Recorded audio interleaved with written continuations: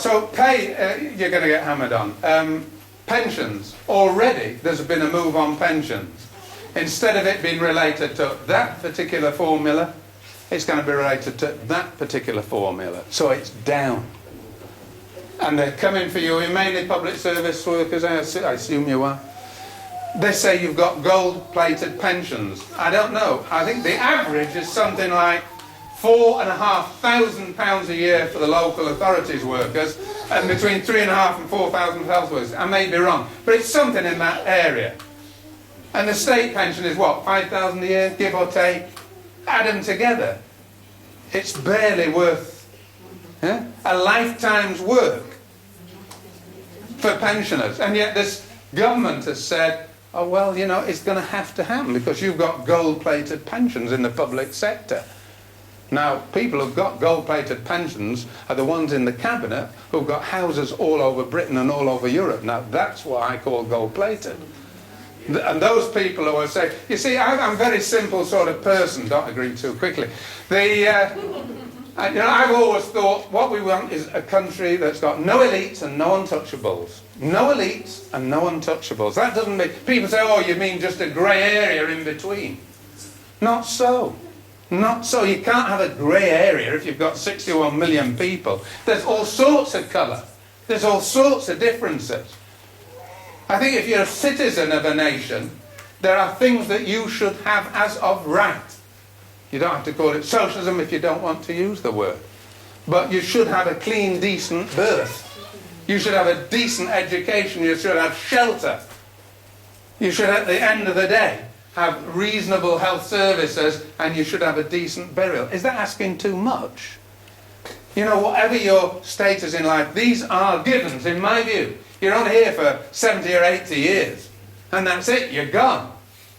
And the turning back of the clock on the welfare state, I believe, is going to be so massive an impact on those concepts and that idea.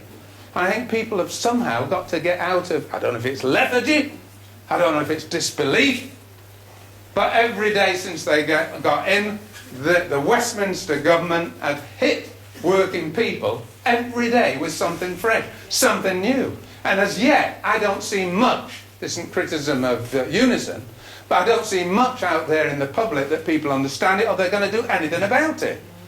There are alternatives. If you're looking for money, well, we can get a bit from the bankers who started this business. Yeah? We can get a bit out of them, can't we? Can't we get a bit, for instance, out of Trident? Does anybody work on the Trident, by the way? I better check. Would look like mine. Half of you have got uncles there. No?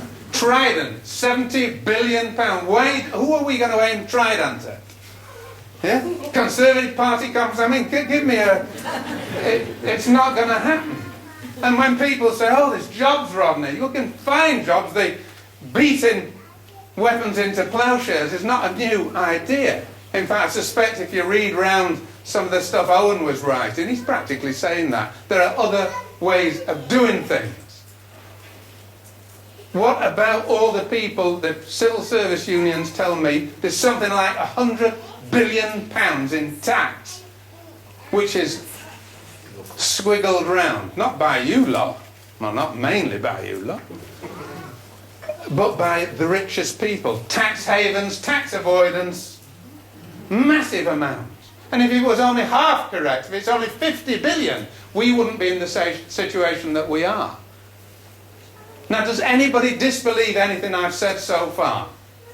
I mean, you know it's true. Even if you haven't heard it on the radio, you've seen it on the telly, you've read it in the papers, this is going to happen. And I believe that trade unions are about being there for the worst times as well as the best times. Today's been one of the best times. Lots of fun, lots of history, lots of culture, lots of learning.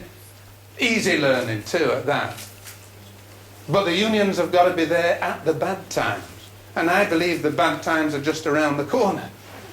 And I think if we don't stand up against the cuts and against this government at some point, then I think our reputation for generations ahead will be in the dirt. Because I think they'll look back and say, you had this. You had a National Health Service. You had decent local government, you had public service workers, and you let it go. I read that water in Scotland is now on the move towards something just short of privatisation. Am I right? Well, that's how I read it anyway. Yes. So that jewel in the crown, whenever I've met anybody from Scotland, they say, yeah, well, then we never privatised water in Scotland. And with all the water scarcity in the world, and what's going to happen over the next 10, 15, 30 years, and can I say, by the way, I ought to say, I think your branch has done a great thing with this environment. I mean, that's what he was on about, Robert Owen. Somebody said, I think Ilona said this morning about education and environment. Yeah, well, we've got an environmental officer now, as I understand it. A green, she doesn't look very green to me, and I was listening to her earlier on, she doesn't sound green either. But, I mean, the fact is, water is going to be a massive problem, a massive issue, as is energy entirely over the years ahead. And we're at the brink in Scotland of having it privatised. Pensions, pay, privatisation. Does anybody think you're not going to be privatised? Who was talking today about arm's length companies? Arm's length companies in Glasgow, whatever. Stepping stones, aren't they? Stepping stones.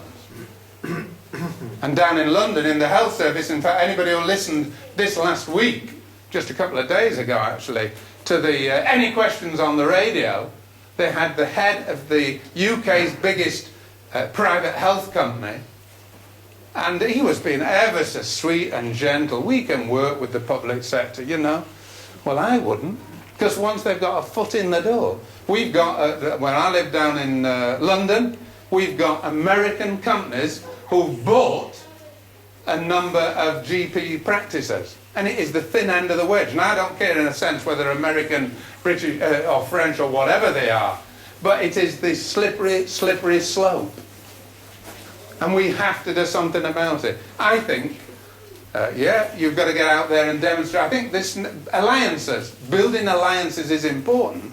And getting out to the public what the situation is important. I think you've got something next Saturday, haven't you? Called by Unison. Yep. Other trade unions and other organisations, pensioners and, yeah?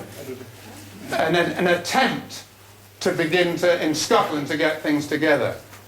When they do the full review of spending in October, I believe that you'll be having a massive demonstration shortly after, and I believe the British TUC is going to have one as well. But I think you're going to be further than that. I think there will be industrial action. I think we've got to prepare for that.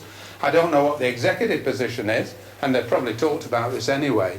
In its early doors, but we've got to build our members, and we've got to build the public to understand that it won't just be job losses, it will be service losses. And it will be them and their mums and dads and their aunts and uncles and grandparents and grandchildren who will be suffering. NHS Direct, I didn't know, there were 27, on average, 27,000 people use NHS Direct every day. It's now going to go on to a new service, isn't it, 111, where the people aren't going to be qualified health workers. Tiny, tiny slip, if you want, just a little envelope under the door. But I've talked too long. I haven't told any jokes. I could talk for an hour and a half on jokes, but you look, you're not the sort of people who like jokes, I can tell. And I've made you feel so sour about everything. Robert Owen, oh, he wasn't perfect, by the way. If a militant trade union, he would have been really upset about. Yeah, he was not into militancy against the employers, best I can understand. You might correct me if I'm wrong. I think there will be militancy. I think we will get through it all. I think however bad it's going to be over these next few years, there will be celebrations in 30, 40, 50, 100 years' time of what you people did in your time to stand up for the collective and to stand up for the public at large. We've got all to play for. Don't believe the Tories. In fact, there was a book, is it by somebody called Cato, somebody in Cato? I think there is. I've just seen that. But Cato was a Roman senator. He finished every speech that he made whatever it was about, if it was about viaduct building, he always ended up, Carthage must be destroyed. He didn't like Carthage, you know. So they said, you know, what about the baths? Yeah, the baths, and Carthage must be destroyed. Well, I think every time you meet anybody out there, you should be saying, each and every time, whatever you're talking about, sex or anything, finish up by saying, public service workers, properly trained, properly paid, are the people who make this country civilised. Stand up. Thanks very, very much for listening.